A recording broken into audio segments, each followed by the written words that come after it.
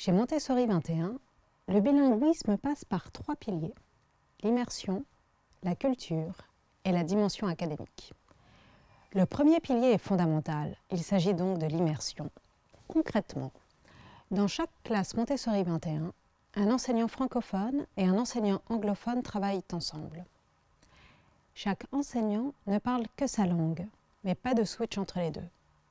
Cela signifie que les enfants sont toute la journée dans un bain d'anglais.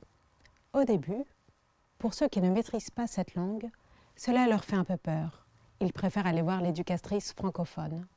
Mais au fur et à mesure, ils prennent confiance, vont voir l'anglophone, apprennent de petits mots lors des rassemblements ou des repas, chantent des chansons, font des jeux en anglais. Le second pilier concerne la culture. Une langue, c'est aussi cela. Et la culture anglophone permet de voyager loin. Ce n'est pas seulement celle de l'Angleterre, mais aussi celle des États-Unis, de l'Inde, de l'Australie, du Nigeria.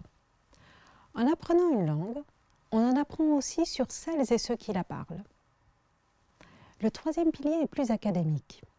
En 3-6 ans, on se concentre sur le langage oral, les sons, les phrases simples.